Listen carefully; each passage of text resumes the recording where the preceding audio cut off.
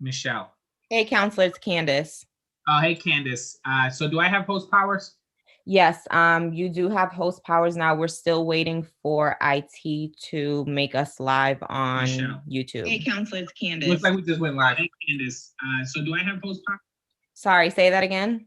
It does look like we just went live. I see the live on YouTube up top. Oh, no, that's just live. It's just showing that for Zoom, but IT has to change the link out. We're not live yet. Got it. So it'll just be a couple minutes. My hope is that this will be a pretty short hearing. So. Okay. All right, perfect. I will let you know when everything is up and running.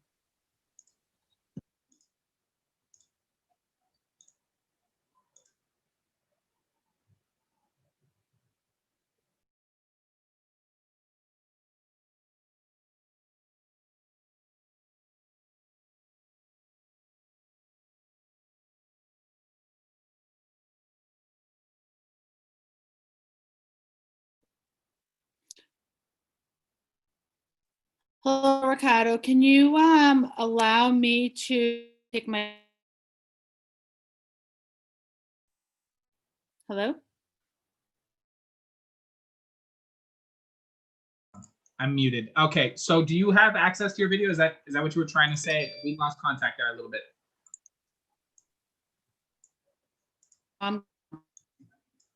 There you go.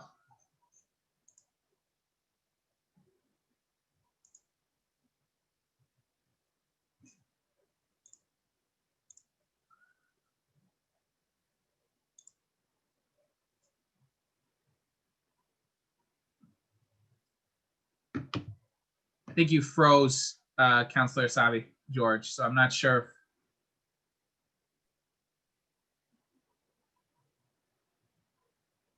Let me fix my internet.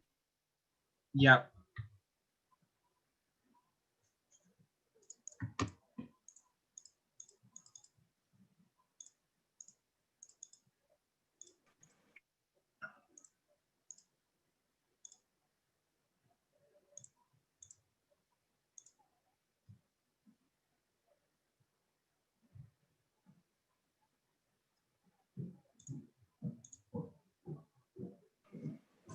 Hey, Ricardo.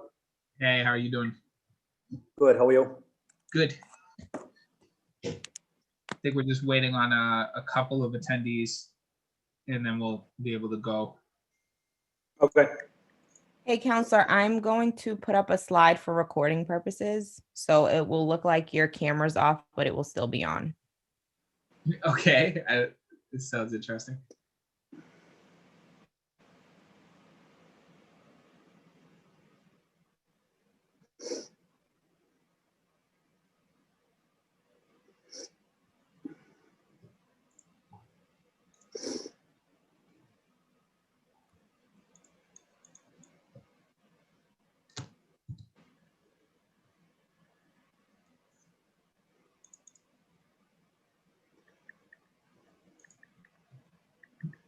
Do we know who this call-in number is?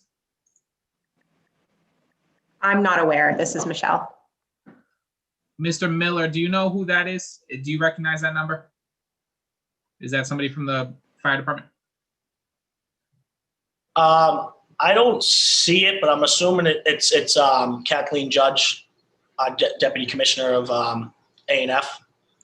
I know she was going to call in rather than go on video, so it could be her. But I don't see a phone number. I do see it, but I don't want to say it over. Yeah, I got you. And so, is there any way for us to ascertain who that is? Because I don't have the option to promote them to a panelist. I do have the option to allow them to talk. Let me give her a call. Thank you.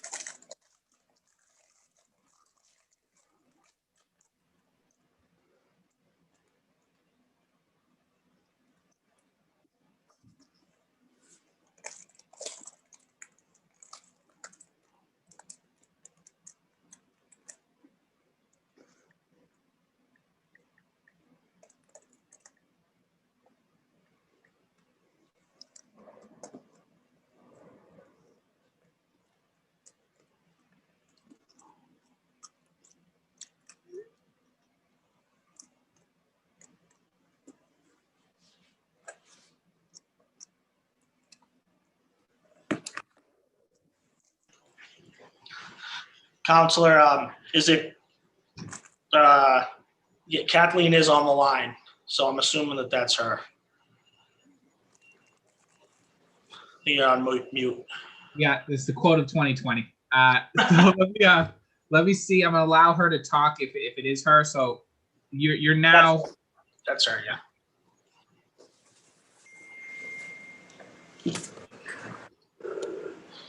So you should be able to Okay, speak. this is Kathleen Judge. Can you hear me now? Yep, perfect. So it doesn't allow me to add you to panelists, but I can give you the ability to speak. So can you do me a favor and mute just to make sure that if you mute, it doesn't remove that ability for you to unmute and speak? Sure. Great. And you can still hear me. If you can still hear me, can you just unmute now and speak again? I can hear you. Perfect. So it works. I'm just going to leave you with those powers. It's not going to put you on the panel as a video, but at least this way you can call in.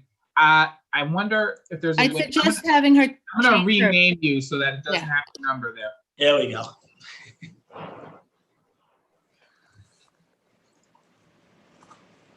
Yeah, unfortunately, my husband's on another meeting, but he's using Zoom, so I couldn't use it. There you go. Now we've solved the problem.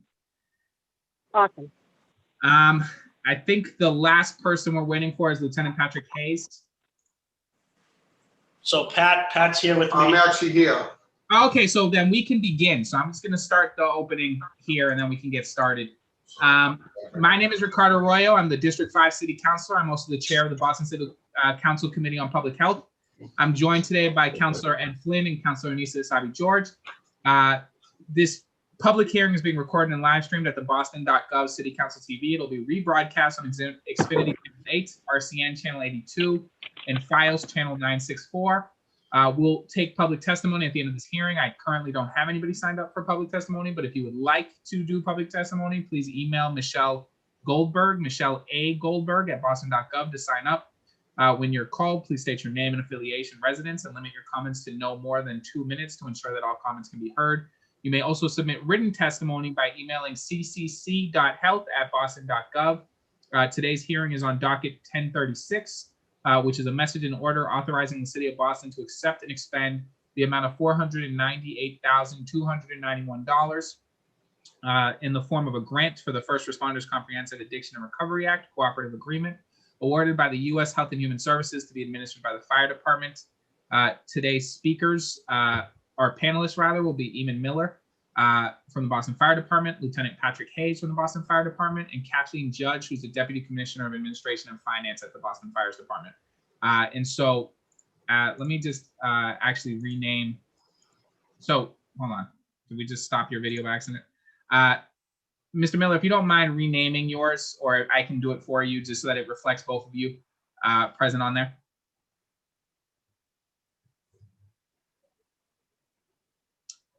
And so while that's getting done, and I may do it myself if it's easier.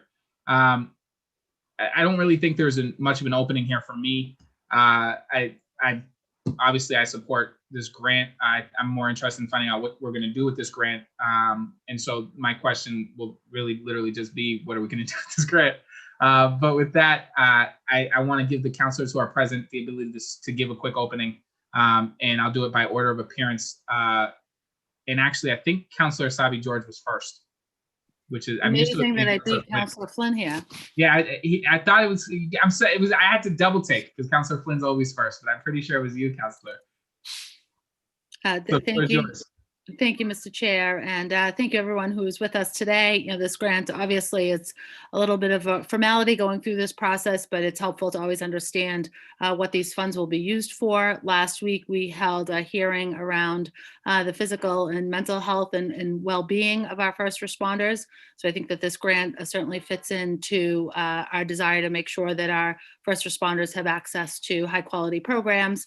And certainly when we have external funds to do that, even better. So thank you, Mr. Chair, and thank you, Eamon and Lieutenant Hayes and Deputy Judge for being with us today. Thanks. Thank you, Councilor Asabi George, and apologies to Eamon for mispronouncing your name there. Councilor Flynn.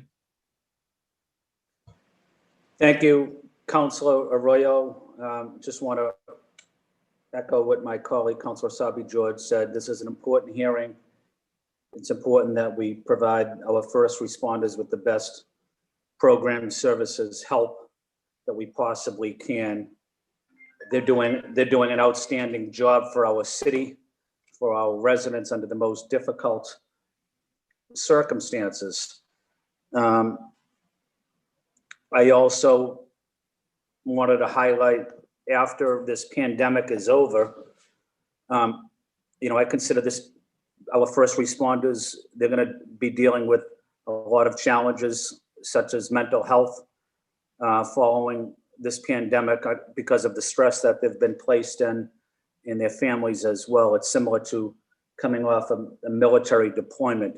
We need to make sure that we have the services, programs, healthcare available to our first responders and their families. That is going to be a critical part of city government going forward, making sure we're there for our city employees, because our city employees have always been there for us under the most very difficult circumstances and challenges. So thank you, Councilor Arroyo, and thank you to the dedicated panelists that are here. And I see my neighbor from South Boston, Mr. Miller, as well. So good to be with everybody. Thank you so much, Councilor Flynn. I think this might be a relatively short hearing. The only question that I have for the panel,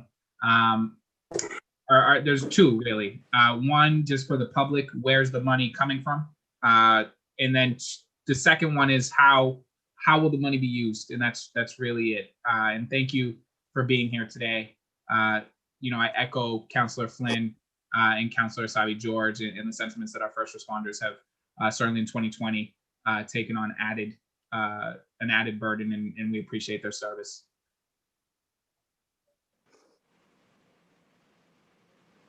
Well, I can take that to start, if that works. But first, just thank you to the councilors for giving us the opportunity to share our grant program with you.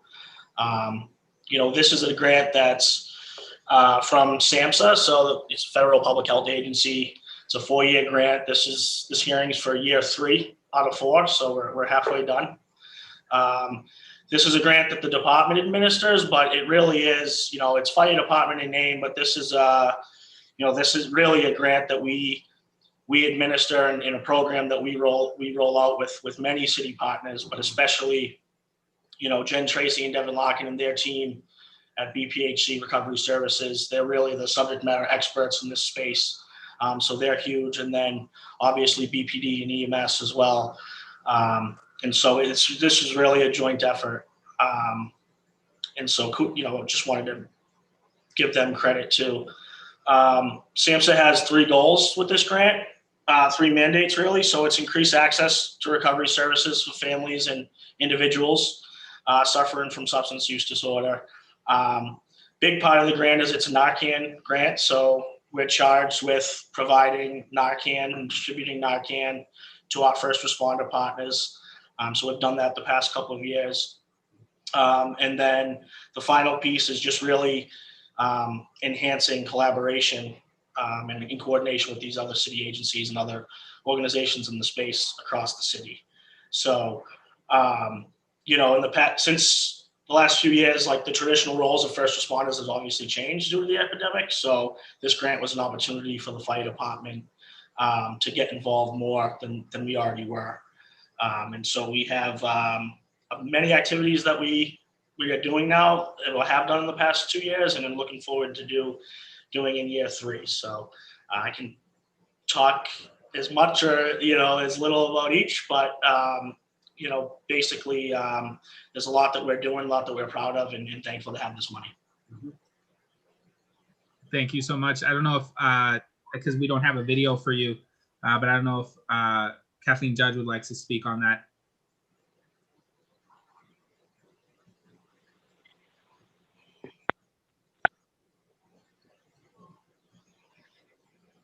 Okay. This is Kathleen Judge.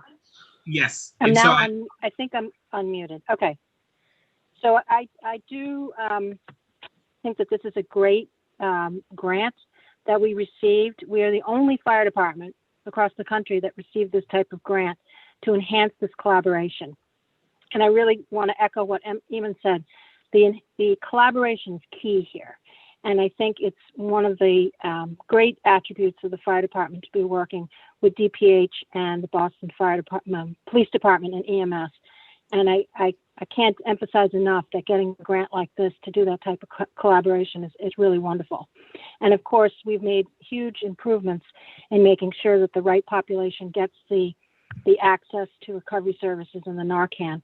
So I really don't have anything else to add other than to echo what Eamon has said. That's perfect. Thank you so much. And I think that is a credit to our Boston Fire Department that we are who was selected for this grant. With that, I'm going to allow for the counselors who are present if they have any questions, and I'll go by order of arrival. Counselor Savi George, if you have any questions. Thank you again, Madam Chair, Mr. Chair, sorry about that. And my one question is regarding the Narcan distribution. Is that going to other first responders? Are you just sort of the clearinghouse for that? And is this also part of your knock and talk effort? And then does the Delta car still exist? Yep.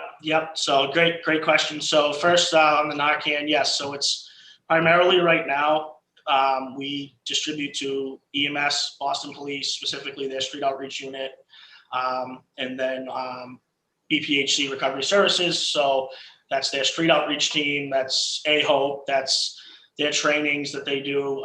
We supported the rollout to the naloxone to the city buildings. So we bought all those kits and helped mount them in city buildings, most recently the libraries and City Hall. And then, yes, the grant funds a couple of different activities.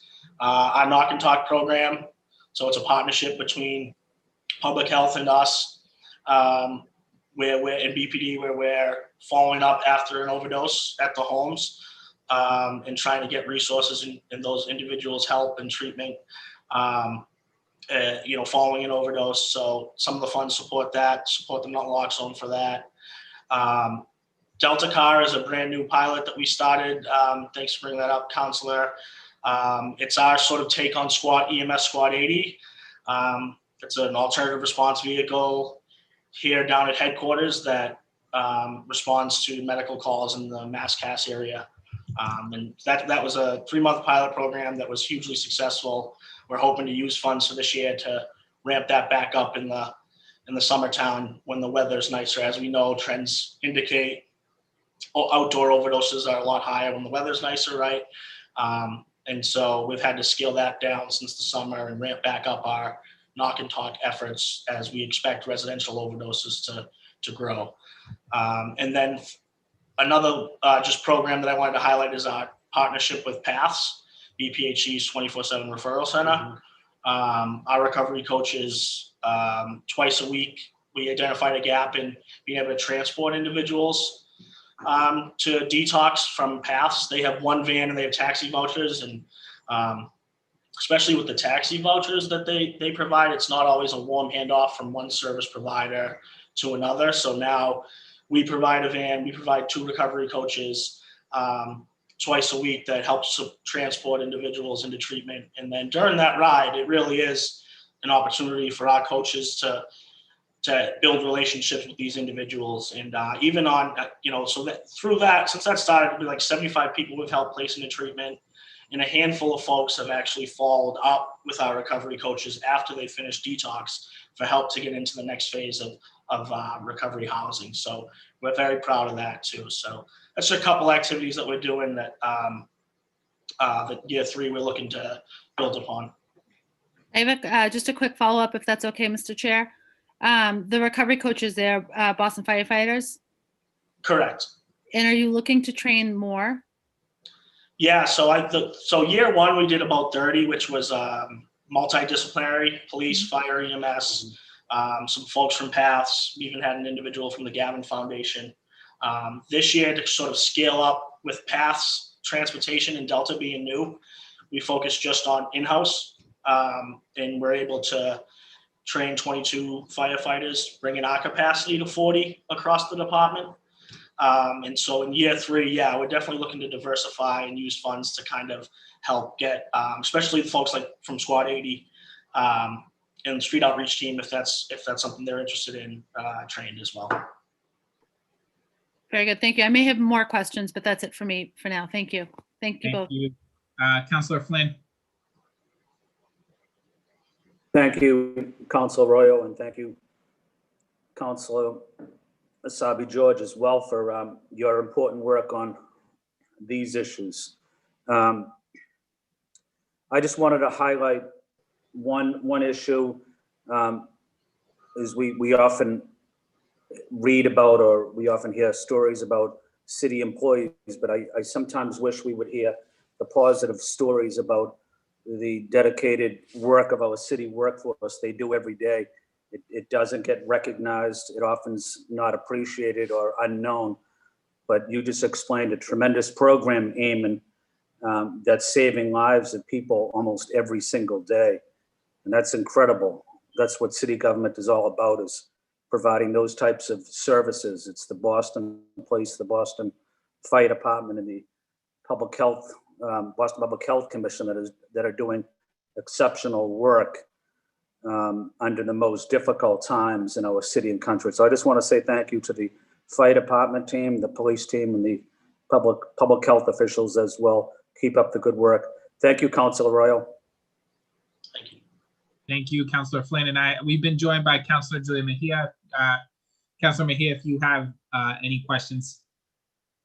Yes, I do. Thank you so much, Mr. Chair, for hosting this hearing. I just have a few questions, and also to the departments who are here. Great work. I'm curious about, I know that it says it's a collaborative effort between Fire Department, the Boston Public Health Commission, and ORS. Can you talk a little bit about what the collaboration looks like? How are you all getting together to talk through how this grant would be administered? And then I'm also curious as to who else is at the table. There are a lot of great organizations and groups that are out here doing work directly out in these streets to address substance use disorder. And I'm wondering, how are they part of this conversation? And the last thing is always, I always got to ask about cultural competency and language access, and how are you all thinking about these funds to ensure that we're looking at these, the services and the deliverables through a culturally competent lens, and as well as being able to do so in multiple languages.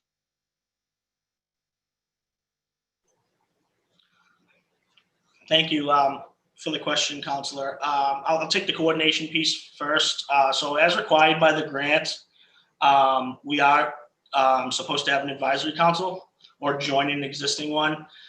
So when we first started with the first year of the grant, we put together basically an advisory council or a working group with our public safety partners as well as public health. But what we found was many of the same people, as you know, where we were meeting multiple times a week. It was the same individuals who were involved in the opioid space. And so it seemed like sort of a redundant use of time to have like separate advisory councils for separate things. And so in order to streamline that, when we started the CRT team in MassCast, like I said, a lot of those members were on that initial council that we started. So the CRT is our advisory council to a lot of our efforts in the space. So that's where a lot of the coordination takes place with our city partners.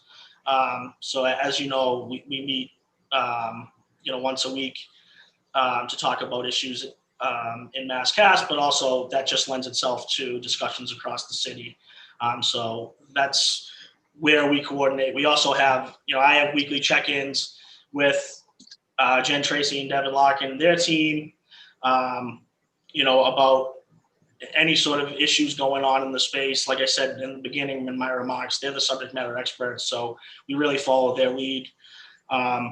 We also have a weekly meeting with our post-overdose response team. So that's all about, police, fire, public health, harm reductions specialists from public health. We're coordinating our effort on where to go and what addresses we're going to visit that week. So there is a lot of coordination happening. In terms of partners, yes, I think that's room for us to grow in terms of the nonprofit space and who we can work with more closely. One thing that I'm looking into now in year 3 is we do distribute naloxone to first responders and the Office of Recovery Services, but I'm trying to see if it's allowable within the federal guidelines of the grant to be able to set up a request program for naloxone from some of our nonprofit partners, where we would set up an MOU with them, and then they could request naloxone from us directly, and we could provide the naloxone and any training that they needed. So that's something that we're looking forward to this year with the funds. And then lastly, definitely cultural competencies, obviously a huge part of this. Our recovery coaches are trained through CCAR, so it's a nationally recognized recovery coach training academy. It's a week-long sort of retreat environment workshop, if you will, and there's a whole unit. It's a whole day of training that's focused on cultural competency, so power, privilege, biases. By no means is that one shot, one kill, but that's a whole unit dedicated to that. And we're always looking for ways to, build upon that training. I was talking with our counterparts in New Hampshire. Their EMS has this grant, and they just rolled out a whole cultural competency training for their grantees. And so she was able to send me a lot of their documents. So we're looking at that now and potentially setting one up using their templates in year 3. And then lastly, the language piece. Yes, in year 1, we translated all of our documents that we leave behind at the our port team, our post-overdose response team. We translated them to 7 different languages. So we had those available so that the people with language barriers did have access to the information. One of our members of the team speaks fluent Spanish, so she's providing interpretation services at times. And then we just updated these materials again, so we're gonna have to like with city branding and stuff like that. So this year we'll translate them yet again into different languages so that we're ensuring that people are getting the information they need. Thank you so much. And now, if folks want to do a second round, I don't have any further questions. Councilor Nasabi George, you would be first there if you have any other questions you'd like to ask. I do. I just have sort of I guess, a quick comment, or I guess a question. I do want to applaud certainly your involvement in the CRT. That's obviously critical for your involvement in that.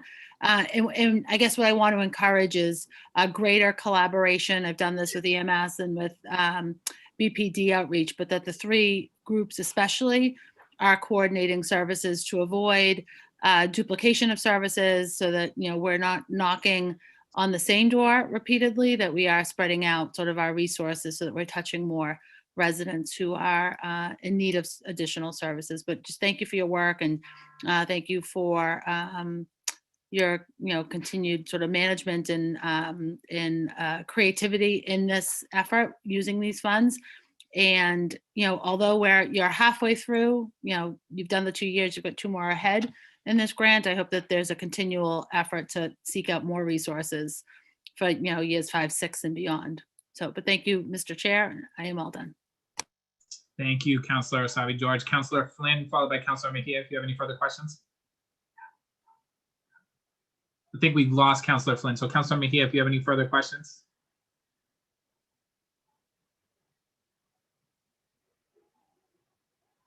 All right. Can you hear me? I'm sorry, I'm having really bad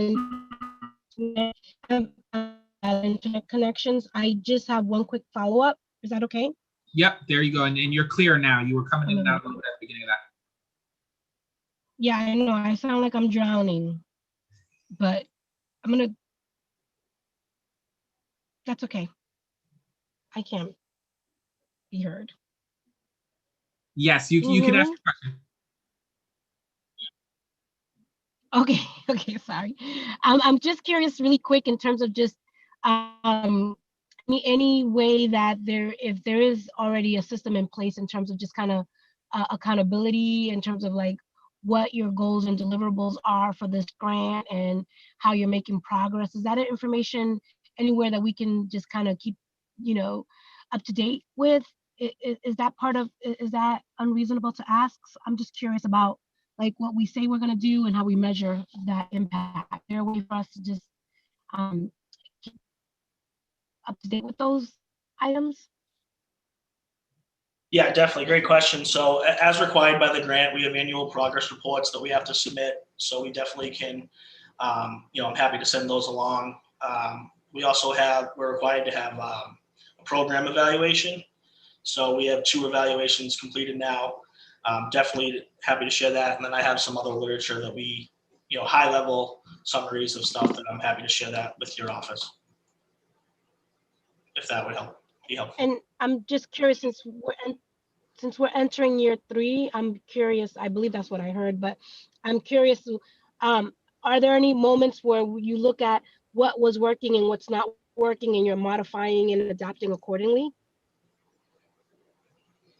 Yeah, I think it's see your head definitely. I think, for instance, data is always an issue of trying to get better addresses, whether it be an apartment number or something like that. But we've played with going out, doing our post overdose response, different days, different times during the week to try to get better engagement numbers up.